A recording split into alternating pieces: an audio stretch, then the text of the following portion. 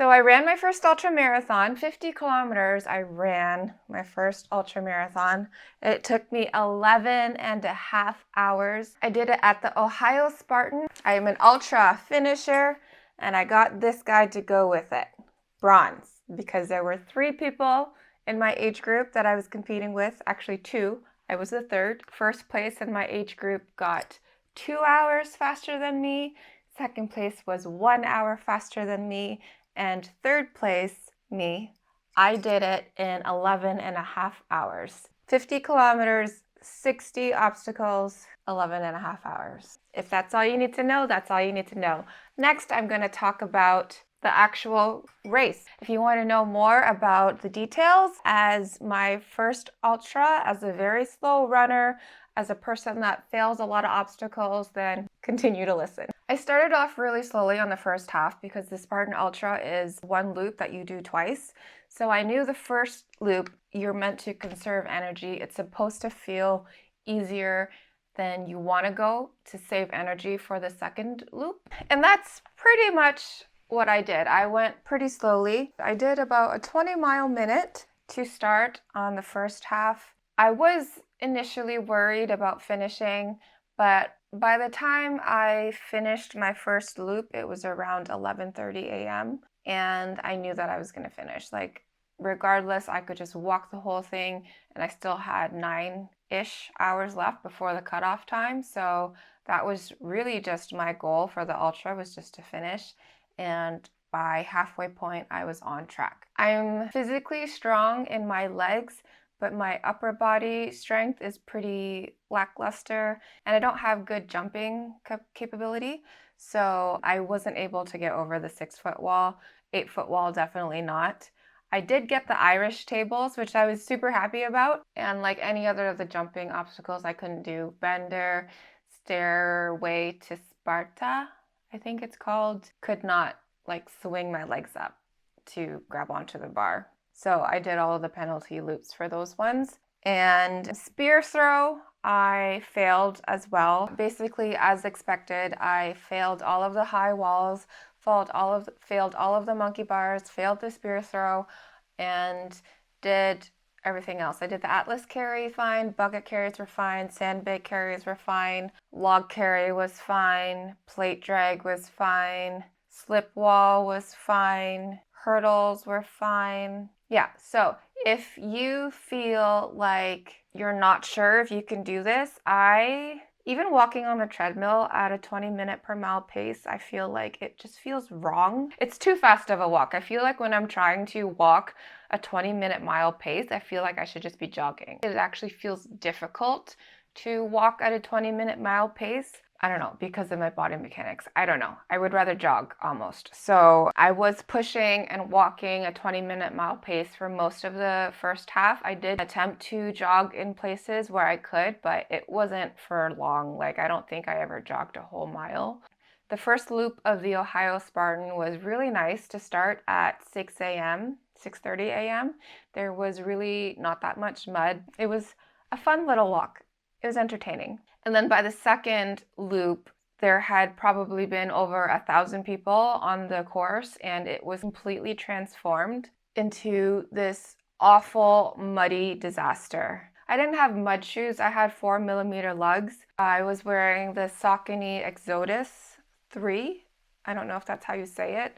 And they're relatively new shoes, so maybe it was due to the fact that they also weren't super broken in, but they had a higher heel drop than my other shoes, my Hoka Speedgoat 3, which has a 4mm heel drop, and the Saucony's Exodus had a 6mm heel drop. So I thought those extra 2mm would help me move a little better for the ultra distance. They're a little bit cushier. So I decided to wear the higher heel drop shoes, but I sacrificed the grip a little bit. For the ultra distance, the Exodus was pretty good for me. I didn't have any issues with my heels.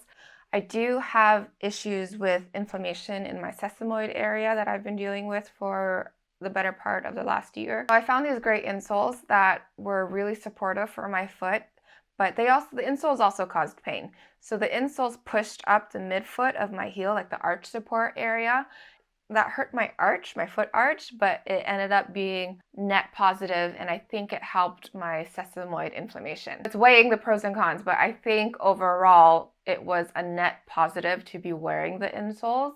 I'm not sure how it affected the weight of the shoe when it came to being wet and muddy and all that stuff. But I have run without my insoles before, and it did cause my inflammation to flare up. So I wore the insoles to run, and now that I'm post-run and I can focus on healing rather than just banging out the mileage, I am not wearing the insoles right now just to see how my foot is without the insoles. I'm back to 0 drop shoes and I guess relearning how to walk without a high heel drop and without all of that extra support. So really focusing on strengthening my foot now after the race, now that I'm not focused on high mileage anymore. Okay, so the first half of the run was not very interesting. It was just going about doing my thing.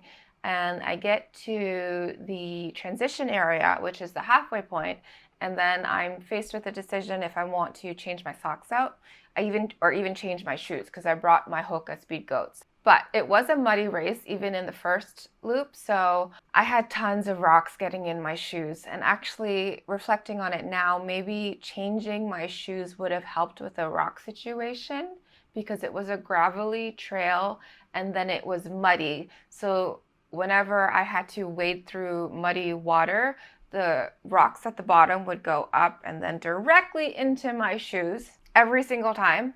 So I had to stop at multiple points to get the rocks out of my shoes, because as an ultra runner, from the research, I knew that it was best to deal with the situation as it came up rather than letting it fester and having to deal with it after you've got blisters and pain and all that jazz. So I stopped several times to get the rocks out of my shoes, but because it was so muddy, the mud would cake onto my shoelaces, and it would take me so long to take my shoelaces off, and then it would again take forever to get the rocks out of my shoes because the mud and the wetness just made everything stick.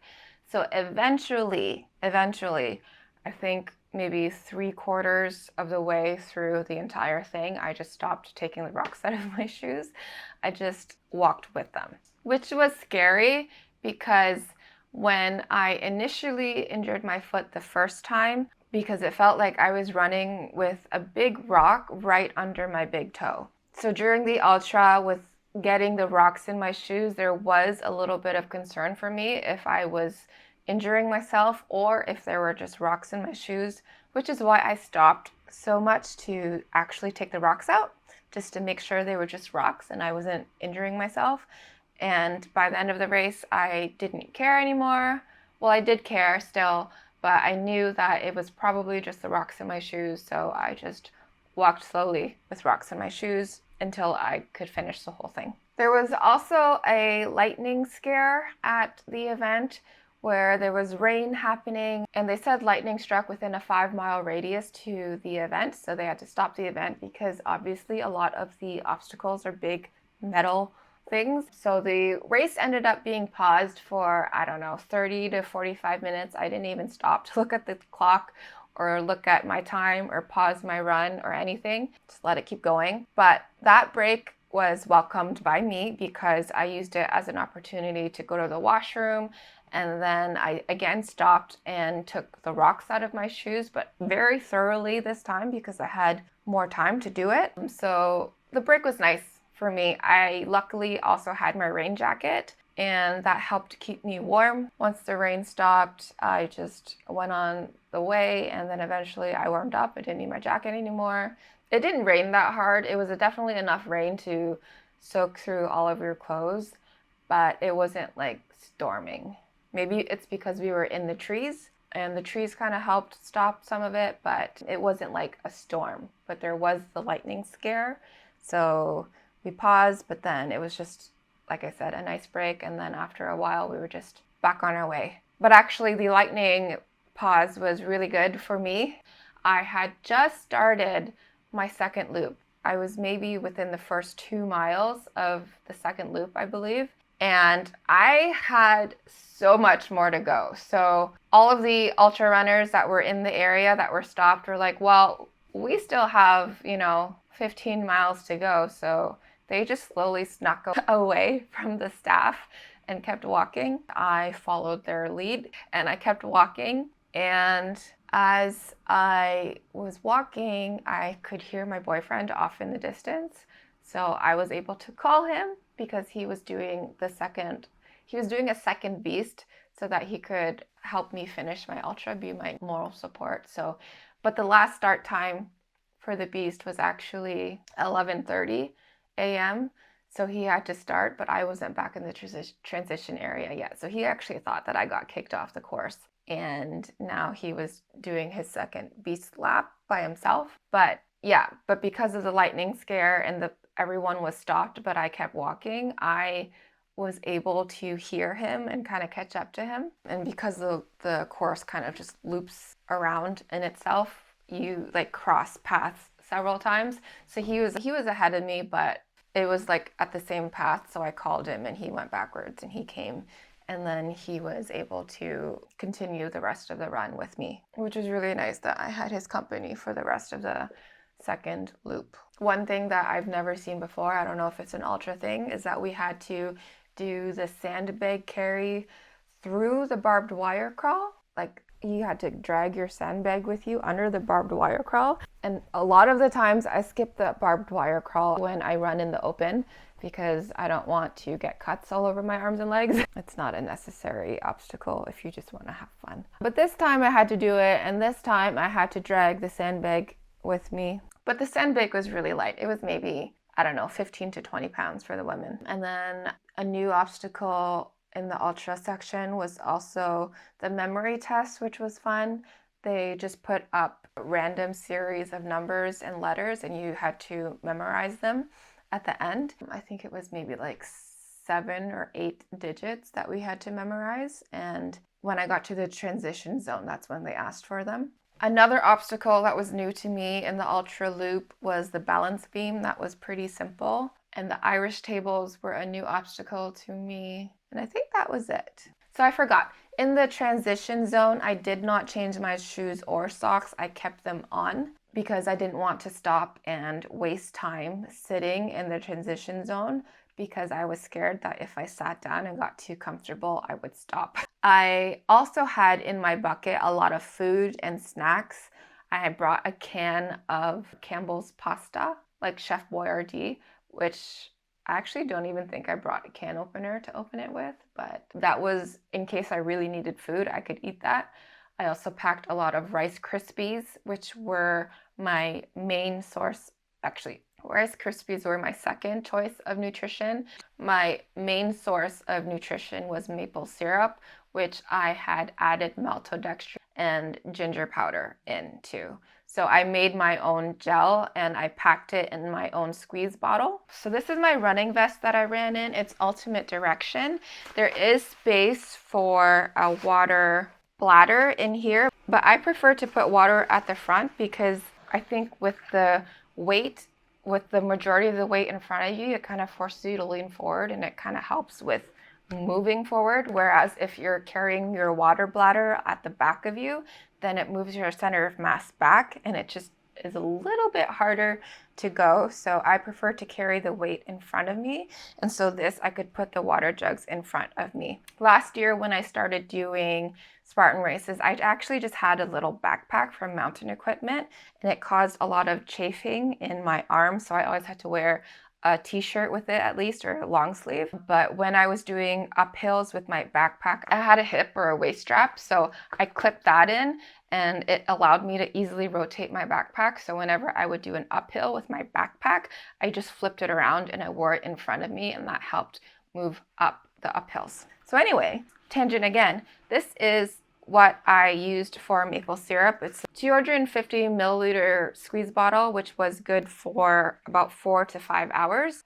I made sure to finish it for my first loop, 250 mils, and then I had a second one in my transition bag ready to go, and I grabbed that for my second loop. I also filled my water bottles with electrolyte water, and then I froze it, and I put it in a cozy into my transition bucket so that when it was time to go, I just pulled it out and it was still cold. It was a cold day. in general, so I didn't really need the frozen water, but on a hot day that would probably be really nice. Anyway, for my homemade gels, I did 1 cup of maple syrup, a 1/4 cup of maltodextrin, and I think 1 teaspoon of ginger. I mixed that all together and I put it in here, and that would be my carb source for about 4 to 5 hours. And again, I made 2 of them, so that one was in my transition bucket. I just grabbed it and I was ready to go.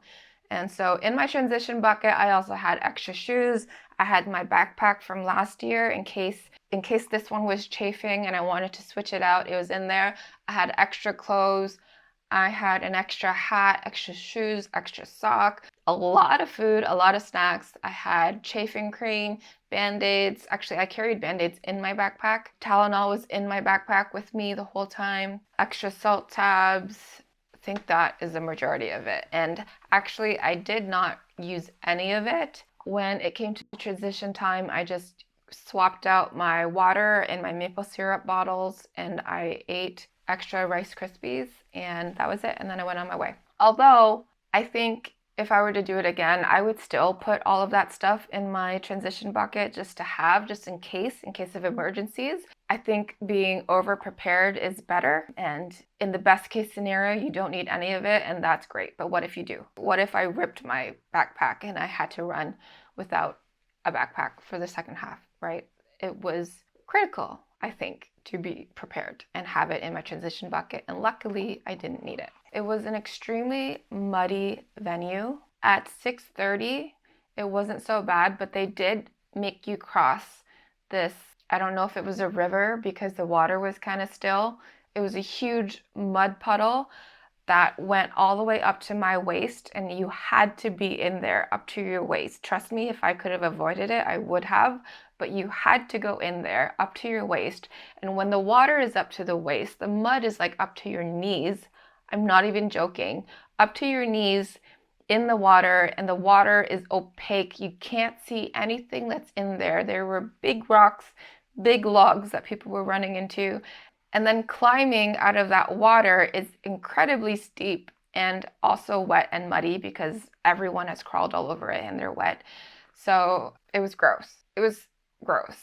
I have seen on Reddit that some people say they enjoyed the mud and they thought it was fun and that they would love to do it again, but I would not. I would not. I don't even think I would do the super distance, the 10 kilometers there again. Maybe I would do the sprint because I think the sprint avoids most of that muddy area because the sprint is basically just obstacles, right? But I'm not running for the obstacles, I'm running for the run. So I don't even know if I would go there and just do a sprint. I think I would not do it at all. And probably, if I was there, it would probably be just to support my boyfriend. That is everything that happened at my first ultra, my Spartan Ultra race. I was really only racing myself. I'm very happy that there were only 3 people in my category and I ended up with a bronze medal. That's actually 50% of why I signed up for age group, because I knew the probability of me being one of the top 3 in my age group was pretty high because there just weren't that many people that were attempting them. So I signed up with the goal of getting a bronze medal and I did it. I got a bronze medal. I don't think I need to do a competitive run at Spartan ever again because I really like to be in the open category and I really like walking around the barbed wire. If anyone is interested in the training I did beforehand, I think I talked about it in my video prior to attempting the ultra, but I never ran more than, 15 miles ever as my long run to prepare for the ultra. But I did do long days. Because I'm so slow, I did have one 4-hour day, but I only covered, I think, 10 miles of distance. I think I was under fueled that day. I was just hit a wall. It was awful that day. But I did do 3-hour days, 4-hour days, and maybe even a 5-hour day to prepare for this. But most of it was done walking. So if you are scared to attempt 50 kilometers, let me tell you that you can do it. If it's on your radar, then you should definitely attempt it.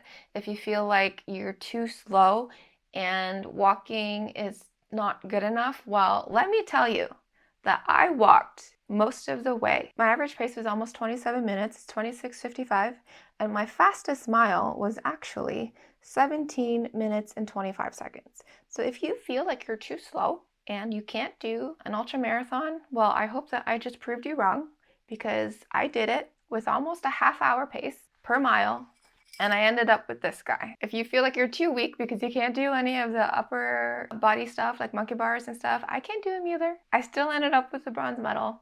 I still finished. If you have the desire, go after it, do it, and just have fun. I can definitely tell you that I was not having fun in the second half of the race, but I think that was mostly due to the mud and the rocks in my shoes. And if I got rock gaiters like I had simply wanted to buy, but instead thought I should save the $20, I probably would have had a lot more fun. So I think from now on, with any run over 10 kilometers or any race situation, I will definitely get gaiters and put them on, because it was miserable not doing that again. Highly recommend gaiters. I guess maybe that's the takeaway for this episode, is to get gaiters. Oh yeah, and by the end of the race, I remember staring at the wall of the porta potty as I was using the washroom, and it was breathing. I had the visuals. I can totally see how people can get delirious when they are running longer distances. I only did a 30-mile. Safety would be a concern when you're doing this kind of stuff. There was a guy that was walking the wrong way, and my boyfriend was ahead of me. He tried to talk to him, and then I came up to him and I was like, "You're going the wrong way." And he's like, "Yeah, I know, I'm lost." And I was like, "Okay, so the right way is over there. You can see, because the path is marked out." I'm like, "Just follow those lines over there." And he's like, "Okay, I'm lost though." And he just continued to walk the wrong way. And I was like, "Okay, but you're going the wrong way. The right way is over there." And he's like, "Yeah, I know, but I'm lost." I don't know. It was weird. And then the person behind me eventually caught up to me as I was talking to him. And he said the same thing, like, "Hey, you're going the wrong way. You should be going that way." And so because that person was talking to him, then I continued my walk. And we were right in front of the Z wall, another obstacle that I failed. And I told the volunteer there that this guy was lost. So I passed the situation on to her to handle, and then I continued my way onto the ultra to finish, because that was maybe within the last 2-3 miles. He was delirious in some way, form. He just stopped caring, and I can definitely see with the visual effects that I was seeing in the washroom how you can become delirious. So having support would be good. Making sure you're well fed, well hydrated, asking for help with the volunteers or other people around you whenever you need it, because ultra runners are super friendly.